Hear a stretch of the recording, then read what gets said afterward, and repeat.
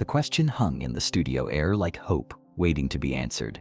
And 18-year-old Tyler Morrison's face lit up with the kind of pure joy that only comes from someone who still believes in dreams, despite a world that has told him they might be impossible. "My dream job?" he repeated, his voice carrying the slight speech delay that comes with Down syndrome, but also carrying something more powerful: absolute determination. "I want to make people happy, every day," Tyler said, his words measured, but clear as he stood at the Family Feud podium. "Maybe I could work at a store and say hello? Welcome to everyone who comes in. I would be the best greeter ever, because I really like people, and people deserve to feel special when they go shopping." Steve Harvey felt his heart do something. It had done thousands of times during his hosting career, but never quite like this. He had interviewed countless contestants over the years, heard every kind of dream imaginable, but there was something about Tyler's simple, honest aspiration that cut through all the television noise and struck at something fundamental about human dignity and purpose. Behind Tyler stood his mother, Jennifer Morrison, 43 years old, and carrying herself with the quiet strength that comes from 18 years of advocating for a child the world doesn't always see as valuable. Her hands were clasped tightly together, not from nervousness about being on television, but from the fear that Tyler's hope might be crushed on national TV if his answer was met with the kind of patronizing response that well-meaning people often gave to individuals with intellectual disabilities. "Let me take you back to how we got here." Tyler Morrison had been asking for a job for 3 years, ever since he graduated from the special education program at Roosevelt High School. Not asking casually, but asking with the persistence of someone who understood that having a job meant having purpose, a way to contribute rather than just exist. Every week, Jennifer would drive Tyler to different businesses around their small town of Millbrook, Ohio. They would walk in with Tyler carrying a carefully prepared folder containing his resume, letters of recommendation from teachers, and a photo of himself in his best shirt, smiling the kind of smile that could light up any room. "Hi, I'm Tyler Morrison," he would say to managers. "I'm 18 years old, and I would really like to work for your company. I'm a hard worker, I'm always on time, and I promise I'll do my very best every single day." The responses had been heartbreakingly consistent. Polite smiles, gentle explanations about not having any appropriate positions available, suggestions that Tyler might be happier in a day program, and business cards for organizations that specialized in helping people like him. But Tyler didn't want to be in a day program making crafts. He wanted a real job, with real responsibilities, earning real money, working alongside people who didn't see his Down syndrome as the most important thing about him. He wanted to be Tyler Morrison, employee, not Tyler Morrison, the disabled person we help out of charity. Jennifer had watched her son's confidence slowly erode with each rejection, each well-meaning suggestion that maybe his expectations were too high, each hint that perhaps he should be grateful for any opportunity to stay busy rather than insisting on actual employment. She had spent sleepless nights wondering if she had failed him by encouraging his dreams instead of helping him accept limitations. The truth was that Tyler was exceptionally capable. He could read and write, handle money, follow complex instructions, and had better social skills than many people without disabilities. His memory was remarkable. He could recite the birthday of every family member, remember exactly what someone wore to an event 3 months ago, and never forgot a kindness someone had shown him. At home, Tyler helped with household chores, cooked simple meals, managed his own medication schedule, and had never missed a doctor's appointment or family obligation. He volunteered at their church, helping with setup for events and assisting elderly members who needed support getting to their seats. The pastor, Reverend Williams, often said that Tyler was the most reliable volunteer they had ever had. But none of this seemed to matter to potential employers who saw his intellectual disability first and his abilities not at all. The Family Feud opportunity had come through Tyler's former teacher, Ms. Rodriguez, who had nominated the Morrison family for the show's Everyday Heroes Week. Tyler had always been one of her favorite students, not because he was the highest achieving, but because he approached every challenge with optimism and treated every classmate with kindness, regardless of their own disabilities or difficulties. "Tyler has taught me more about persistence and joy than I've ever taught him," Ms. Rodriguez had written in her nomination letter. He believes in the goodness of people and the possibility of achieving dreams, even when the world gives him every reason to become cynical. His family deserves to be celebrated, and Tyler deserves a platform to show America what people with intellectual disabilities are capable of when given real opportunities. During the drive from Ohio to the Atlanta studios, Tyler had been practically vibrating with excitement. "Mom, do you think Steve Harvey will ask me about my job search? Do you think maybe someone watching will want to hire me? Do you think this could be my chance?" Jennifer had tried to manage his expectations while not crushing his hope. "Tyler, remember we're going there to have fun and play a game. Anything else that happens would be a bonus, but let's focus on just enjoying the experience." But Tyler's mind worked differently than most people's. Where others might see a game show appearance as entertainment, Tyler saw an opportunity to share his message with millions of potential employers. He had spent the entire trip reviewing what he would say if given the chance to talk about his job search. During the family introductions, Tyler had immediately charmed everyone in the studio. "I'm Tyler Morrison," he had announced with confidence that belied his nervousness. "I'm 18 years old, I live in Millbrook, Ohio, and I'm looking for a job where I can help people and make them happy." Steve had been struck immediately by Tyler's directness and sincerity. "Looking for a job, huh? What kind of work are you interested in?" "Any kind of work where I can help people," Tyler had replied earnestly. "I'm really good with people. I remember things. I'm always on time. I work really hard. I just need someone to give me a chance to prove it." The audience had responded with warm applause, and Steve had nodded with genuine interest. "That's what I like to hear. Someone who wants to work and contribute. Good for you, Tyler." The game had progressed normally through the first 2 rounds. Tyler's family was playing against the Williams family from Atlanta, and both teams were enjoying the typical Family Feud experience. Tyler had participated enthusiastically, buzzing in with answers that showed his quick thinking and cultural awareness. When Steve asked for things people do at work, Tyler had confidently answered, "Help customers," earning a spot on the board and praise from Steve. But it was during the 3rd round that the moment arrived that would change everything. Steve had announced the survey question with his usual energy: "Name something that makes going to work worthwhile." The question seemed straightforward enough, the kind of thing that could generate answers like good salary, nice coworkers, or job satisfaction. But for Tyler, standing on that stage in front of millions of viewers, the question carried different weight. It wasn't theoretical, it was personal, urgent, and tied to everything he had been fighting for. Jennifer had stepped forward to answer for the family, but Tyler gently touched her arm. "Mom, can I answer this one, please?" Jennifer looked at her son's earnest face and nodded. This was his moment, his chance to say what he had been wanting to tell the world. Tyler stepped up to the microphone, and for a moment, his usual confidence wavered slightly. The weight of speaking for all people with intellectual disabilities, of representing everyone who had ever been told their dreams were too big, settled on his young shoulders. Steve noticed Tyler's hesitation and moved closer. "Take your time, Tyler. What makes going to work worthwhile for you?" Tyler looked at Steve, then at the cameras, then at his mother, who was giving him an encouraging nod. When he spoke, his voice was clear and strong.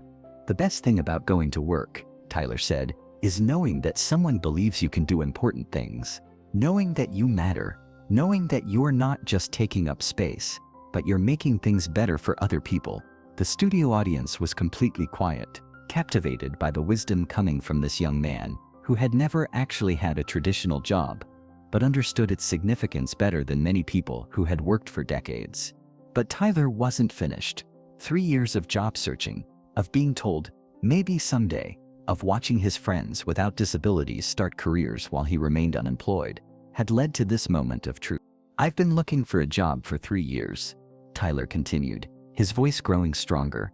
"I go to stores and offices with my resume, and people are always really nice to me. They smile and say nice things, but then they tell me about day programs or volunteer work. Like that should be enough for me."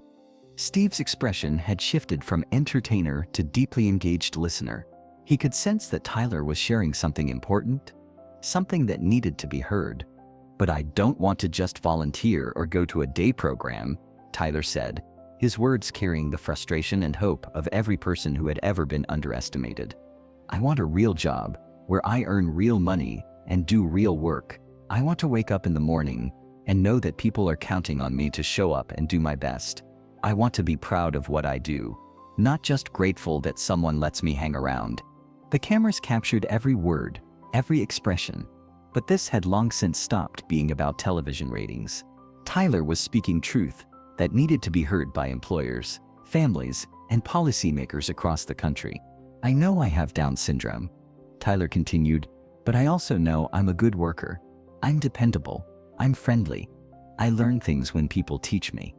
I just need someone to give me a chance to prove that I can do more than people think I can do."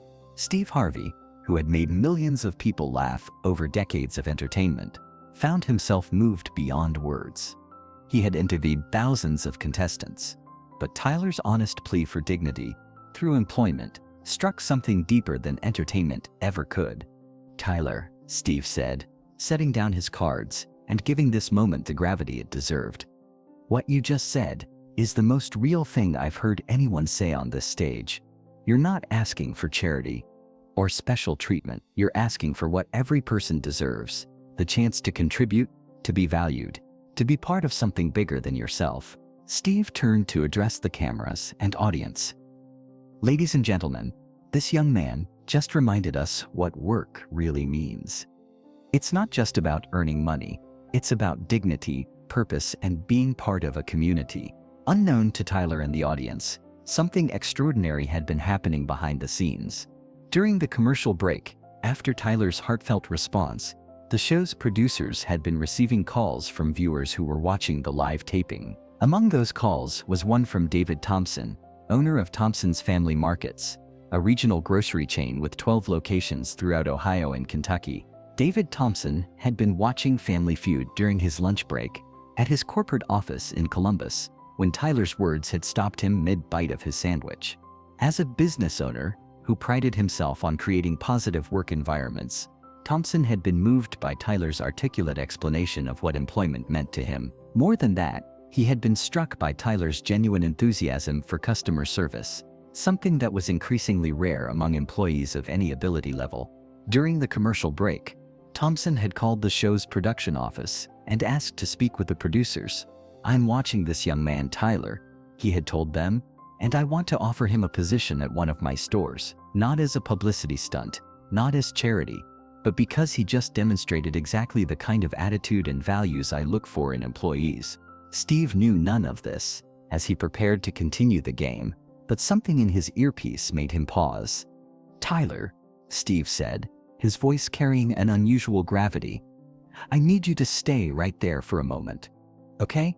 Don't move from that spot." Tyler nodded, confusion clear on his face, but trusting that Steve had something important to share. "Ladies and gentlemen," Steve announced, turning to address the studio audience and cameras, "sometimes television gives us the opportunity to witness something special. And sometimes, very rarely, we get to be part of making dreams come true in real time." He gestured toward the wings of the stage. "Tyler, there's someone here who would like to meet you. David Thompson, would you please come out here?" From backstage emerged a distinguished man in his 50s, wearing a business suit and carrying himself with the confidence of someone accustomed to making important decisions. David Thompson walked directly to Tyler, extending his hand with the same respect he would show any potential employee. "Tyler," David said, his voice carrying clearly through the studio, "I'm David Thompson, and I own a chain of grocery stores called Thompson's Family Markets. I've been watching you today, and I was impressed not just by what you said, but by how you said it. You understand something about customer service that a lot of people miss, that it's about making people feel valued and welcome." Tyler shook David's hand, his eyes wide with wonder and growing hope. "Nice to meet you, Mr. Thompson. Do you have grocery store?" "I do," David replied, smiling at Tyler's directness. 12 of them, actually. And after hearing you talk about wanting to greet customers and make them feel special, I have a question for you. How would you like to be our customer experience specialist at our Millbrook location?" The studio fell completely silent. Tyler looked at David, then at Steve, then at his mother, who was crying tears of joy and disbelief. Are you "Are you offering me a job?" Tyler asked, his voice barely above a whisper.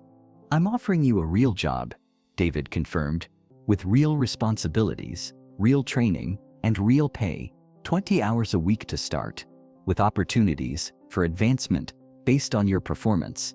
We'll provide all the training you need, and you'll work with a team that will support your success." Tyler's face went through a series of emotions: shock, joy, disbelief, and finally, overwhelming gratitude.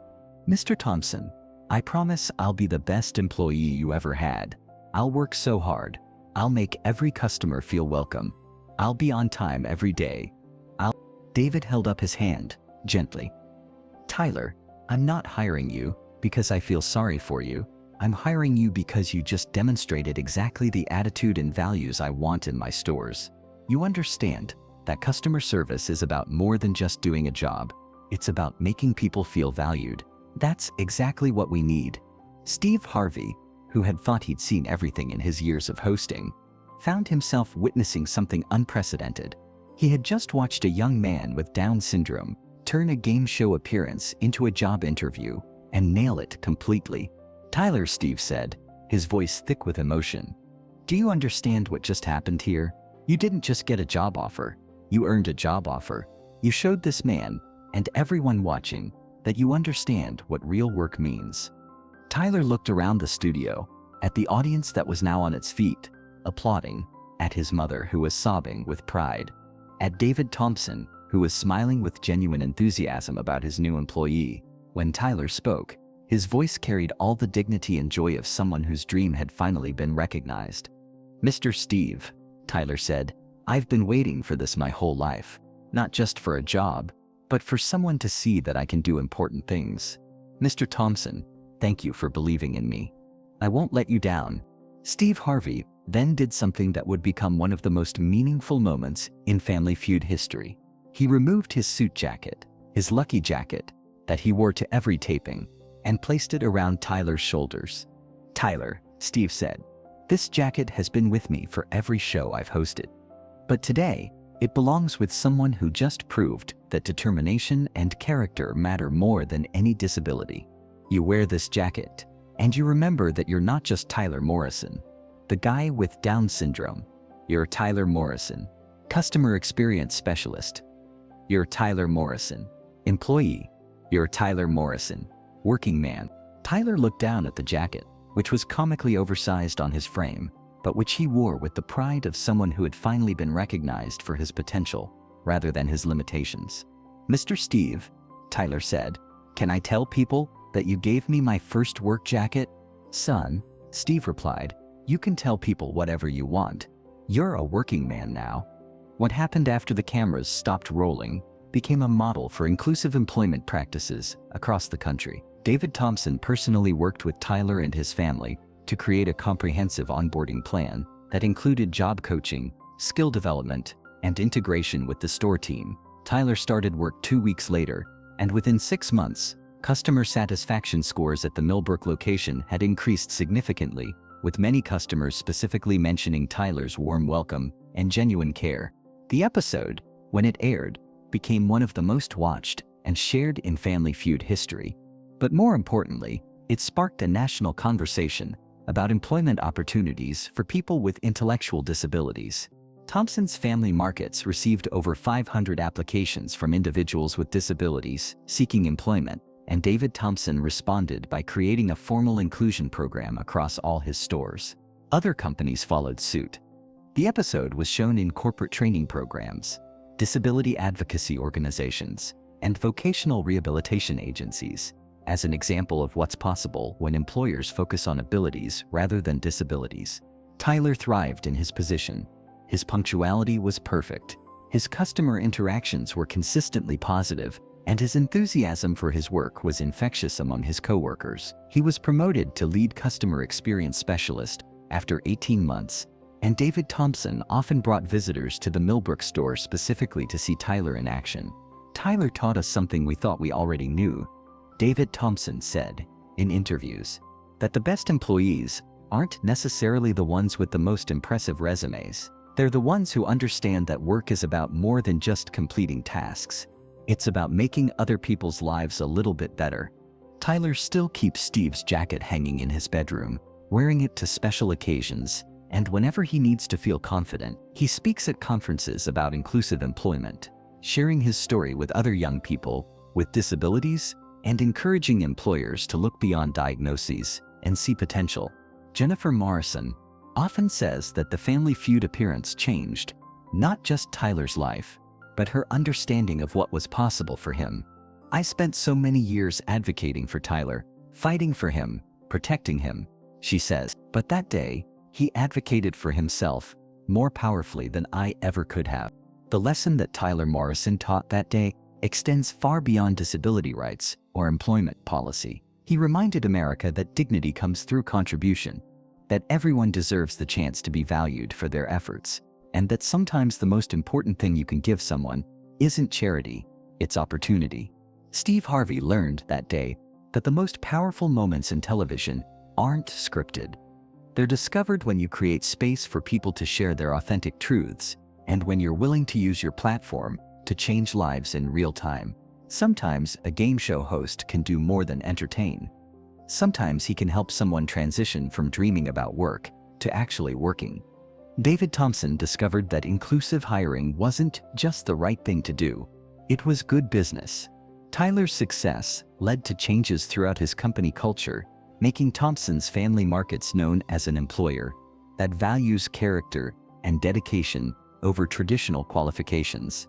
Because that's what real opportunity looks like.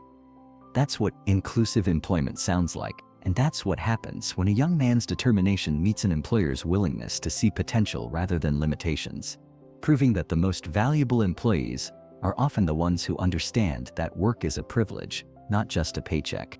The microphone may have fallen silent that day, but Tyler's voice continues to echo in boardrooms, hiring offices, and vocational training programs across the country, reminding everyone that the question isn't whether people with disabilities can work. It's whether we're brave enough to give them the chance to show us what they can do.